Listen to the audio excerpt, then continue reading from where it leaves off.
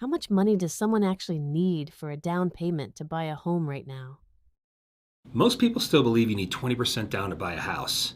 That belief alone keeps thousands of qualified buyers on the sidelines every single spring. In reality, most people can buy with far less if it's structured correctly.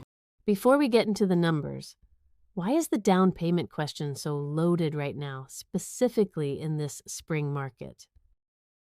Because spring is when buyers finally decide to act. And the number one reason I see people stall, it isn't anxiety, it's the down payment myth.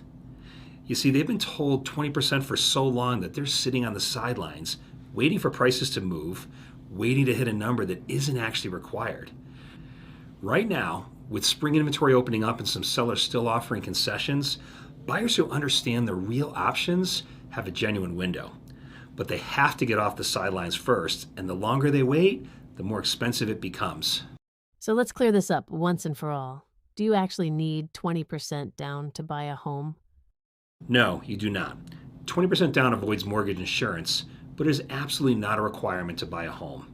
Conventional loans allow as little as 3% down, FHA allows 3.5%, and VA loans are eligible for veterans, 0 down. Now, where did the 20% myth come from?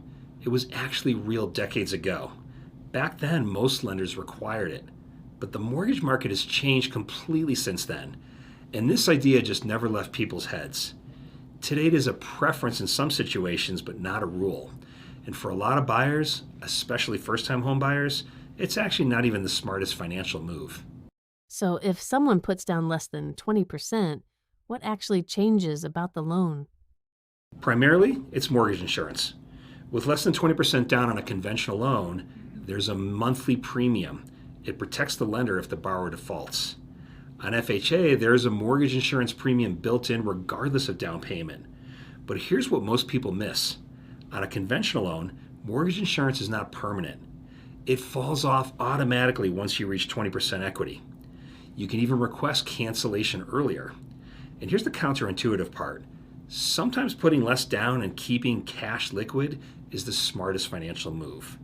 If your emergency fund is thin, if you're buying in a market that moves fast, if you have higher interest debt elsewhere, sometimes 5% down with cash in the bank beats 20% down with nothing left.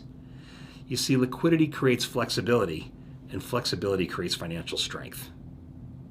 Can you give me a real example, someone you've worked with, where this played out? I had a couple come to me, both working, solid income, good credit. They've been saving for 3 years trying to hit 20% down on a home in their target neighborhood. By the time they had the money saved, though, those same homes had gone up about $60,000 in price. They were running on a treadmill. We sat down and looked at the full picture, and they actually had enough for 5% down right now and still had plenty of reserve. So we structured a conventional loan with PMI. Their monthly mortgage insurance was about $180 a month, but here's the math. The homes that they were watching had appreciated $60,000 while they waited. That's $5,000 a month in appreciation they missed. They were paying $180 a month to avoid a $5,000 a month appreciation loss. That math doesn't work. What do most people miss when they're thinking about their down payment strategy? They think about down payment in isolation. They don't account for everything else that comes with buying a home. Closing costs, typically 1 to 3% of the purchase price. Prepaid taxes and insurance, home inspection, appraisal, potential repairs the first year. I've seen buyers scrape together 20% down and arrive at closing with nothing left. No reserves, no cushion, one HVAC issue away from credit card debt. The down payment is one piece of the capital equation, not the whole equation. So the better question isn't how much can I put down, it's how much keeps my payment comfortable, how much preserves my emergency reserves, how much aligns with where I want to be in 5 years.